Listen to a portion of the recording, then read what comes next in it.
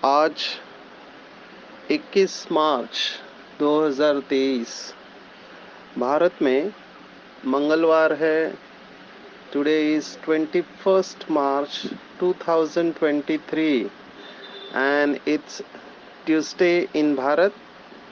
आज की मुरली का जादुई रहस्य स्वयं को प्रेरणा देने के लिए magical secrets of today's Murli for motivating the self.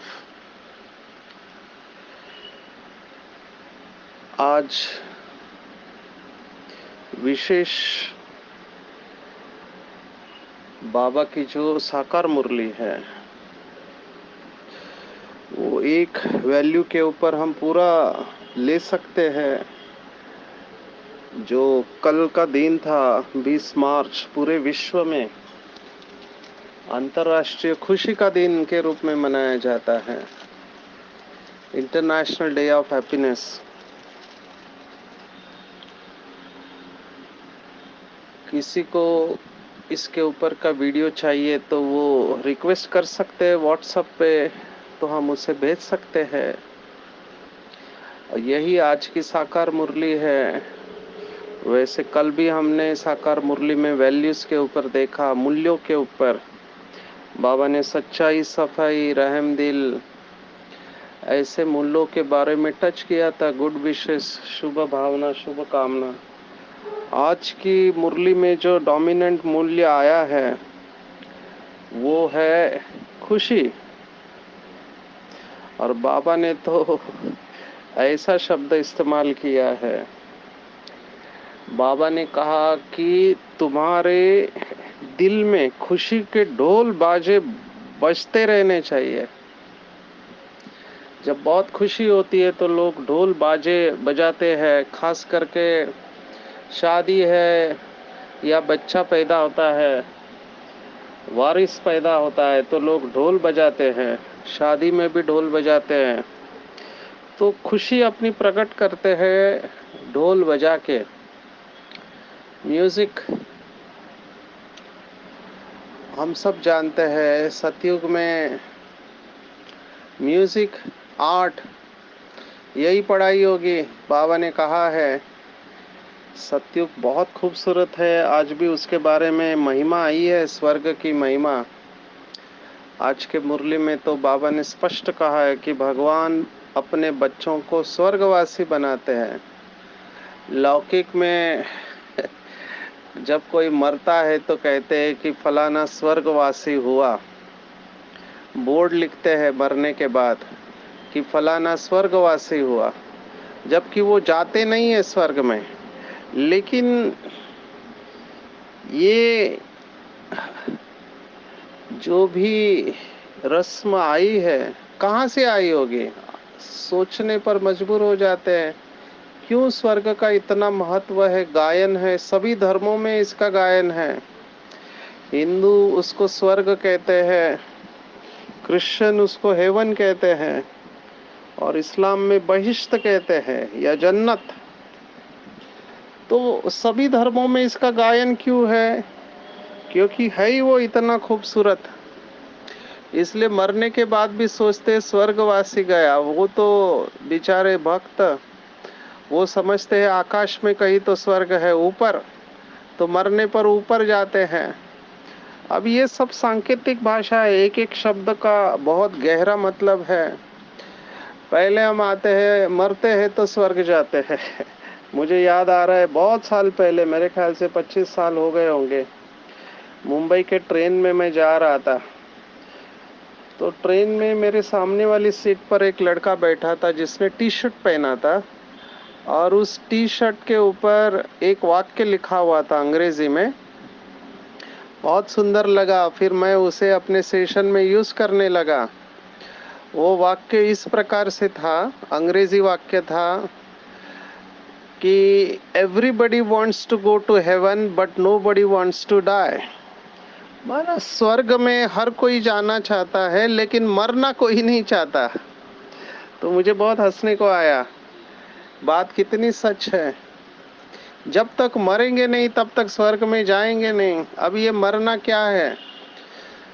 वो तो हम सब जानते हैं, टेररिस्ट लोगों को हिप्नोटाइज किया जाता है कि आप फलाने देश को मारेंगे धर्म के नाम पर, तो ऊपर वाला आपको जन्नत नसीब होगा आपको, और जन्नत में आप खूब खुश होंगे। ऐसे वो समझते हैं कि भगवान के नाम पर शहीद होते हैं तो जन्नत में जाएंगे। ऐसे एक प्रचलित मान्यता है। अब ये कहाँ की बात कहाँ लेके गए? बात सारी संगम युग की है।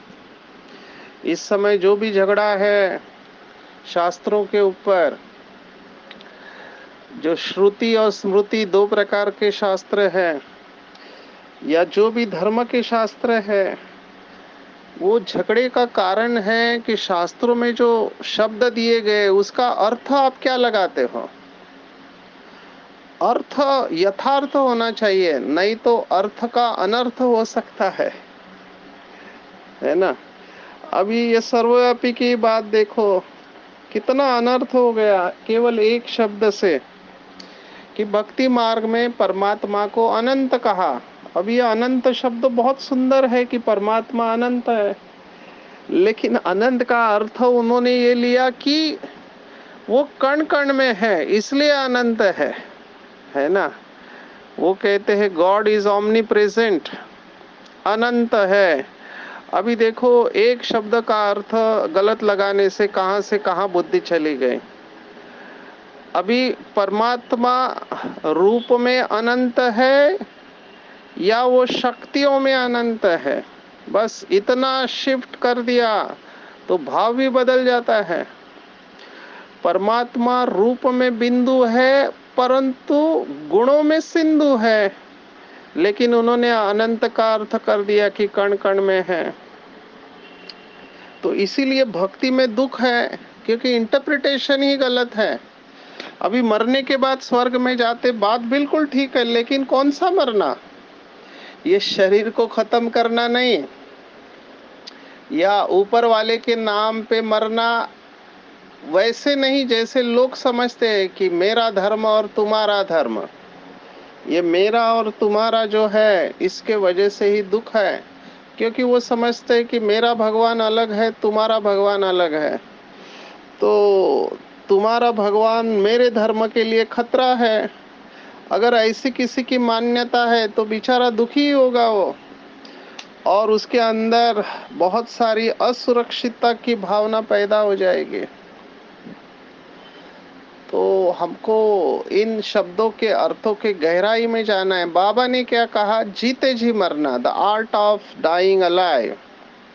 जो जीते जी ऐसे ईश्वरीय सेवा पर रहते हुए शरीर छोड़ते हैं, जो हमने भगवत गीता में देखा 8वें अध्याय में, अंत काले स्मरण मुक्त्वा कलेवरम, माना मरते समय, माना ईश्वरीय सेवा करते करते, बाबा ने कहा पवित्रता के लिए मरना भी पड़े तो मर जाना चाहिए। भगवान वाच है। तो कितने सारे बाबा के बच्चे मैं देख रहा हूँ अथक होके सेवा करते हैं, जिसको शास्त्रों में कहा है कि दधीची ऋषि समान हड्डी हड्डी सेवा में देते हैं। तो ये मरना ही हुआ।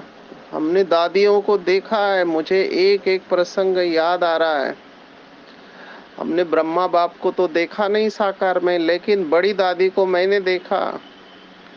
बड़ी दादी को एक बार पीठ में दर्द हो रहा था, तो दादी कंप्लेंट नहीं करती लेकिन चुप हो गई थी, तो पता चला कि पीठ में दर्द है और वो डेफिनेटली वो सीवियर होगा दर्द। तो डॉक्टर्स को बुलाया, तो डॉक्टर ने दवाई दिया और बोला दादी आपको आराम करना है। तो दादी ने कहा, सुबह के 10 बजे थे, दादी ने कहा ये कोई आराम करने का टाइम थोड़ी है, हम सेवा के फील्ड पर है। दादी ने आराम नहीं किया। ऐसे ही हमने दादी जानकी को भी देखा, वंडरफुल है वो सोल। आज की जो अव्यक्त मुरली चली है 20 तारीख की, उसमें भी ये दोनों दादियों की बाबा ने महिमा की है। बाबा ने कहा कि बड़ी दादी रूप है तो दादी जानकी बसंत है, दोनों की अपनी विशेषता है। तो जानकी दादी का क्या कहना, मुझे याद आ रहा है एनुअल मीटिंग थी, दादी को कुछ देखो स्पाइन में हल्का सा फ्रैक्चर था, डॉक्टर ने बोला हिलना नहीं है, बेड पे ही सो के रहना है, क्योंकि ये दादी आराम नहीं करती थी, ये इसकी विशेषता है। तो हम सब पूरे भारत से 2000 भाई बहने आए हैं। Annual general body meeting Brahma Kumari इसकी चल रही है, पूरे साल भर के प्रोग्राम फाइनल कर रहे हैं। कॉन्फ्रेंस हॉल में मीटिंग चल रही है और दादी अपने कॉटेज में है, शक्ति भवन में। तो दादी ने कहा नहीं, मैं सभी मीटिंग में भाई बहनों को एड्रेस करूंगी। तो दादी के कमरे में कैमरा लगाया और दादी ने लेटे लेटे सबको दृष्टि दिया और सबका क्लास कराया। वंडरफुल है। तो इन्होंने अपनी हड्डी हड्डी ईश्वरीय सेवा में लगाई है, ये हमने आंखों से देखा है। ऐसे ही बहुत सारे सेंटर पर हमारी वरिष्ठ बहनें हैं, दीदी है, दादा है। कमाल है बाबा के बच्चों की। जब मैं ऐसे बच्चों को देखता हूँ तो दिल से दुआएं निकलती है कि बाबा इनको स्वस्थ रखे, क्योंकि इन्होंने सेवा के लिए दिन रात एक कर दी, बस बाबा का कहना और बच्चों का करना। तो कितनी दुआएं इन्होंने इकट्ठी की है। तो ऐसा मरना जो है, ईश्वरीय सेवा में मरना, ऐसे ही बाबा के बच्चे स्वर्ग में जाते हैं और स्वर्ग में उच्च पद पाते हैं। लेकिन बाबा हमेशा बैलेंस की बात करता है, बैलेंस की बात। जैसे हमारे परम आदरणीय जगदीश भाई, ये भी बहुत हड्डी सेवादारी थे, क्योंकि जिसको संगम युग का महत्व पता है वो अपने जीवन का एक सेकंड भी वेस्ट नहीं करेगा।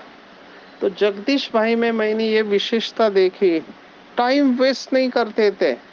बात भी शॉर्ट में ही करेंगे, जितनी आवश्यक है उतनी ही करेंगे, और ज्यादा समय मनन चिंतन, किताबें पढ़ना और किताब लिखना, इसमें उन्होंने दिया। तो हमने सुना है कि वो जब किताब लिखने बैठते थे तो एक एक प्रक्रिया होती है जिसको कहते हैं ऑटोमेटिक राइटिंग, माना उनका हाथ चलता रहता था। जैसे कि परमात्मा शिव बाबा ने उनको वरदान दिया था कि वो लिखते जाते थे, लिखते जाते थे। वो भी कहते थे मुझे पता नहीं चलता था कहाँ से विचार आ रहे, लेकिन ये बाबा का वरदान था उस आत्मा को कि वो यज्ञ का सभी लिटरेचर लिखेंगे करके। तो उन्होंने ये किताबें लिखते समय बहुत बार भोजन नहीं किया है, खाना नहीं खाया है, आप सोचो। और उनको जो बीमारी हुई उसका नाम है न्यूट्रिशनल सिरोसिस। अभी सिरोसिस एक ऐसी बीमारी है जिसमें लीवर सख्त हो जाता है पत्थर की तरह। कॉमनेस्ट कॉज जो है वो है कि शराब पीने वालों का लीवर ऐसे सख्त हो जाता है, फिर लीवर फेलियर होता है, उसमें कैंसर होता है, और व्यक्ति के पेट में पानी हो जाता है, उसको पीलिया होता है, उसकी मृत्यु होती है, शराब पीने वाले। लेकिन जगदीश भाई को ये न्यूट्रिशन डेफिशिएंसी की वजह से हुआ, क्योंकि उन्होंने खाने की तरफ ध्यान नहीं रखा। और जब उनका शरीर छूटा तो बाबा ने यही मैसेज में कहा कि बच्चा होशियार था लेकिन अपने शरीर का ध्यान नहीं रखा। तो बाबा हमेशा बैलेंस की बात करता है, याद और सेवा का बैलेंस।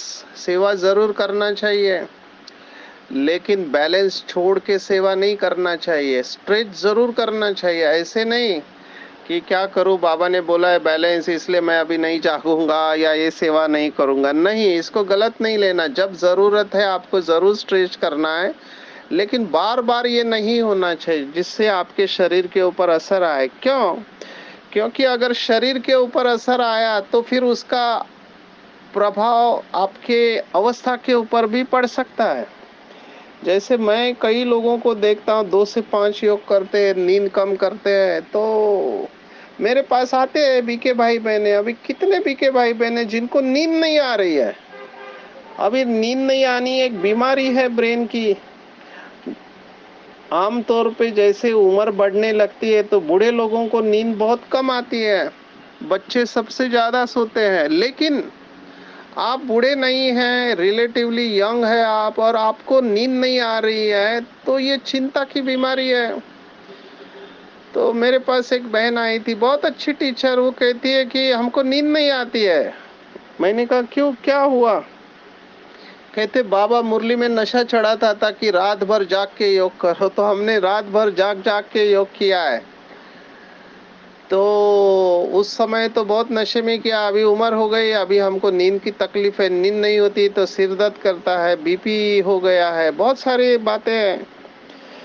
तो मैं यही कहूँगा कि पहले अपनी कैपेसिटी देखो, है ना। अभी ऐसा हो सकता है कि कुछ लोगों को कम नींद की ज़रूरत हो, कुछ लोगों को ज़्यादा नींद की ज़रूरत हो। बाबा ने हमेशा बैलेंस की बात की, तो नींद आपको जितनी आवश्यक है ज़रूर करना चाहिए। Having said this, I would like to say, ये कहने के बाद मैं ये ज़रूर कहना चाहूँगा कि ना ज़्यादा होनी चाहिए ना कम होनी चाहिए। लेकिन जैसे हमारा योग बढ़ता जाता है तो अनुभव ये कहता है कि जो योगी बच्चे होते हैं, योगी माना जो सचमुच में जिनका योग अच्छा है, तो उनके बॉडी में रिपेयरिंग या हीलिंग अच्छा होता है, क्योंकि नींद का रिक्वायरमेंट क्या है, नींद हमारे हीलिंग करती है बॉडी में अंदर से। तो बॉडी हील हो जाती है जब हम रात को सोते हैं, तो जो दिन भर में तोड़फोड़ हुई है अंदर, वो वियर एंड टेयर बोलते हैं हम अंग्रेजी में, तो उसको रिपेयरिंग रात में नींद में होता है। जो भी बातें हैं ब्रेन उसको स्टोर करता है, फाइल्स। तो इसलिए नींद जरूरी है।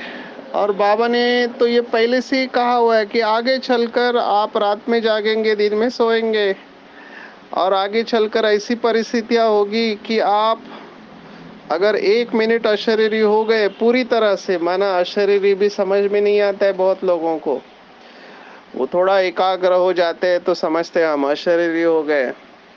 ऐसा नहीं है, पूरा देह भान भूल जाना चाहिए। 100% आपको शरीर है ही नहीं, निराकारी अवस्था।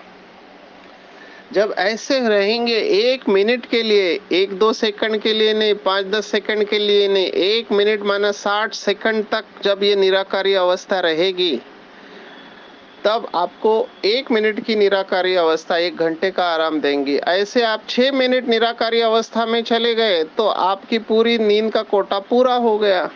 ये ब्रह्मा बाबा और मम्मा की अवस्था थी, उनका जागना और सोना एक ही था। तो ये योग के आधार पर होता है, लेकिन ऐसी अवस्था बहुत कम आत्माओं की रहेगी। और हमको यही लक्ष्य रखना चाहिए कि हम वहां तक जाने से पहले स्टेप बाय स्टेप जाए। क्योंकि मैंने ऐसे भी देखा है जो 2 से 5 योग करने वाले हैं, उनके अंदर गुस्सा होता है अगर वो दिन में रेस्ट नहीं करते हैं तो, क्योंकि ब्रेन इरिटेबल हो जाता है तो तुरंत उनको गुस्सा आएगा, क्योंकि ब्रेन को रेस्ट की ज़रूरत होती है दिमाग के ऊपर, नहीं तो असर आता है। तो मैं यही कहूँगा, एज ए डॉक्टर सलाह रहेंगे, स्टेप बाय स्टेप जाओ, बैलेंस में रहो, अपनी शक्ति को पहचानो। कुछ दूसरा कर रहा है इसलिए मैं करूँ ऐसा नहीं। डेफिनेटली कुछ लोग कम नींद में चला लेते हैं, लेकिन ये सब कहने का भाव ये था कि बाबा ये कह रहा है कि जो मरेगा वो स्वर्ग में जाएगा। तो मरना जरूर है, लेकिन किससे मरना है, पुराने संस्कारों से, पुरानी आदतों से, जो हमको और दूसरों को भी परेशान करते हैं। तो बाबा ने आज स्पष्ट कहा है कि ढोल बाजे बजते रहने चाहिए।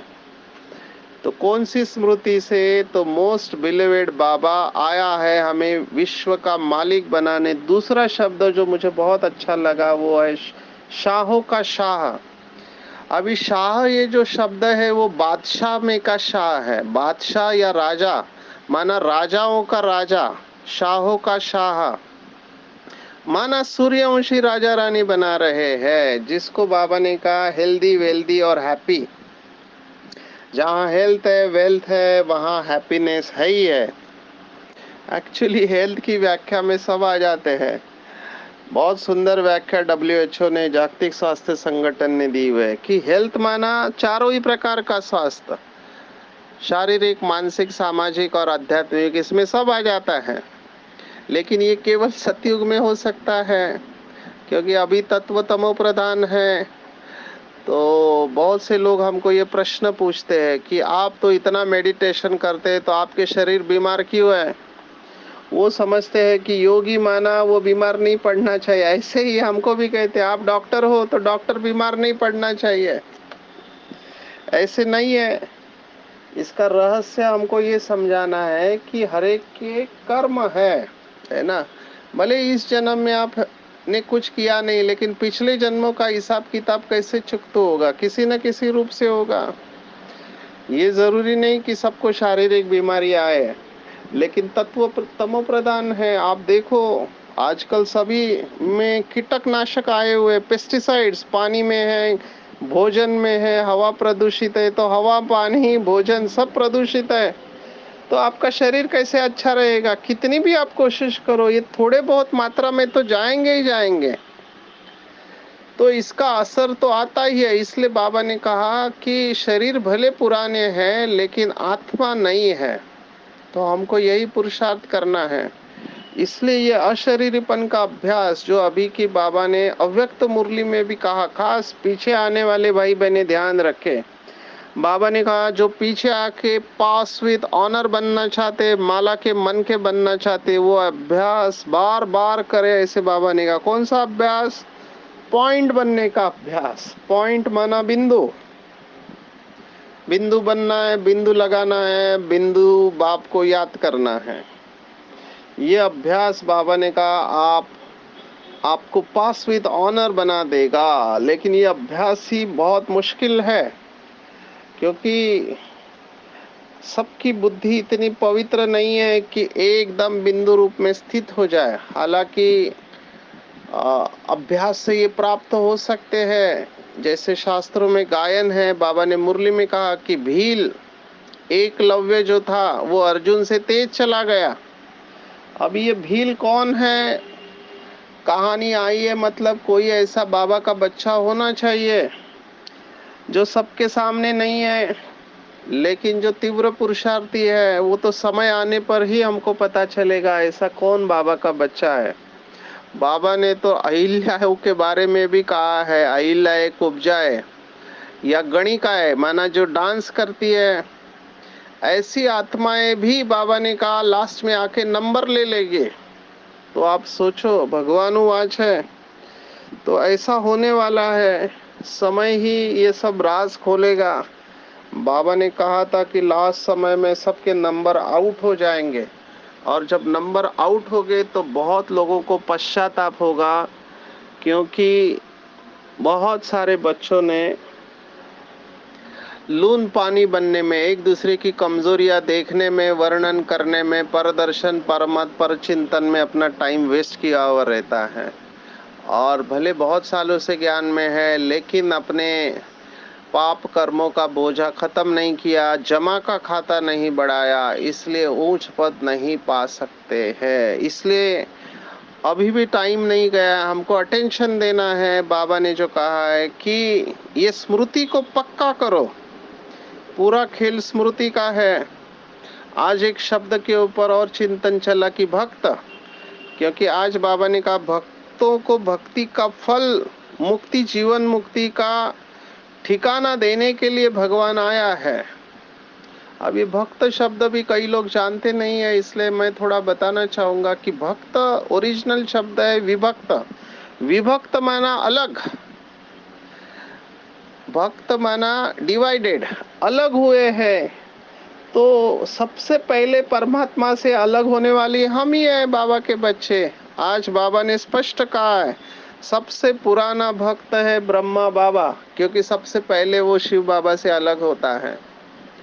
और भक्ति हमने ही चालू की है द्वापर में, तो सबसे पहले हम शिव बाबा से अलग हुए। बाकी सब आत्माएं जो है वो द्वापर से आती है, तो वो आधा कल्प शिव बाबा के साथ परम धाम में रहती है। तो वो ज्यादा बिछड़े हुए नहीं है, सबसे ज्यादा बिछड़े हुए हम हैं। इसलिए सबसे पुराने भगत हम ही कहेंगे, हालांकि हम भक्ति द्वापर में चालू करते हैं। तो भक्ति अलग है, ज्ञान अलग है। ज्ञान माना जिसके अंदर इंटीग्रिटी है, भक्त माना डिसइंटीग्रेशन, अंग्रेजी में कहते टूटा हुआ। एक बीमारी है, मानसिक बीमारी, हमने पहले भी देखा, जिसका नाम है स्किज़ोफ्रेनिया। उसको एक सिंपल भाषा में, लेमैन शब्दों में कहते स्प्लिट पर्सनालिटी, अंदर अलग बाहर अलग। आजकल तो हम वैल्यूज का सेशन लेते हैं, तो सभी लोग इस वैल्यू को बहुत महत्व देते हैं। इंटीग्रिटी माना अंदर बाहर एक, लेकिन आजकल के लोग सोचते कुछ है, बोलते कुछ है और करते कुछ है, पूरी तरह से टूटे हुए हैं। अंदर एक बाहर एक है। तो इसी को भक्त कहते हैं। भक्त माना वो नहीं जो केवल देवताओं को या भगवान को याद करते। भक्त माना टूटे हुए हैं, और जो जुड़े हुए रहते हैं उसको ज्ञानी कहेंगे। इंटीग्रेटेड, अंदर बाहर एक। तो ये बहुत बड़ी ताकत है। महात्मा गांधी जी का फेमस कोट है, खुशी के लिए वो कहते हैं जब सोचना, बोलना और करना तीनों समान हो जाएगा तभी आप खुश रह पाएंगे, नहीं तो आप खुश नहीं हो सकते। ये परफेक्ट ट्रू है, ये एकदम सत्य है। नहीं तो क्या होता है कि मन कुछ और सोचता है, बुद्धि कुछ और सोचती है, करते कुछ और है हम। तो डिवाइडेड है, हमारी एनर्जी हमारे अगेंस्ट में काम कर रही है। नो वंडर आजकल हम जो बीमारियां देखते हैं, तो मैं देख रहा हूं कि ऑटो इम्यून डिसऑर्डर नाम की बीमारी होती है। माना इसमें क्या होता है कि हमारी प्रतिकार शक्ति ही हमारे अगेंस्ट में काम कर रही होती है। अभी हमारे खून के अंदर सफेद रक्त कण होते हैं, WBC, जिसको पुलिस कहते हैं, हमारे खून में दौड़ते रहते हैं। अभी इनका काम है बैक्टीरिया वायरस से हमको बचाना। तो ये जो भी बैक्टीरिया वायरस हमारे शरीर में घुसते हैं उनको खत्म कर देते हैं। लेकिन ये पुलिस से भी गलती हो जाती है, वो हमारे शरीर के कई अंगों को खत्म कर देते हैं। वो समझते हैं कि ये फॉरेन के है। तो ये भी परखने की शक्ति की कमी है। WBC सफेद रक्त कण के अंदर परखने की शक्ति कमी है। तो वो डिवाइडेड है, माना अपना ही खून अपने शरीर के अगेंस्ट में काम कर रहा है, और इस बीमारी का कोई इलाज नहीं है। माना इनकी इम्यूनिटी सप्रेस करनी पड़ती है। तो ये सब बीमारी क्यों हो रही है? क्योंकि डिवाइडेड है अंदर से। तो बाबा कहता है कि तुम्हारे अंदर खुशी के ढोल बाजे बजने चाहिए, यात्रा पर तत्पर रहना है। तुम्हारे सच्चे सच्चे तीर्थ अभी तुम्हें मिले हैं। 2 तीर्थ बाबा ने बताए, एक है मुक्ति धाम और दूसरा जीवन मुक्ति धाम। दोनों तीर्थ है। आज विशेष बाबा ने सूर्यमुखी फूल को याद किया है। तो सूर्यमुखी का फूल हम सब जानते हैं कि जैसे सूरज जहाँ जाता है वहाँ ये फूल जाता रहता है। बाबा ने इसके ऊपर पूरी मुरली चलाई है।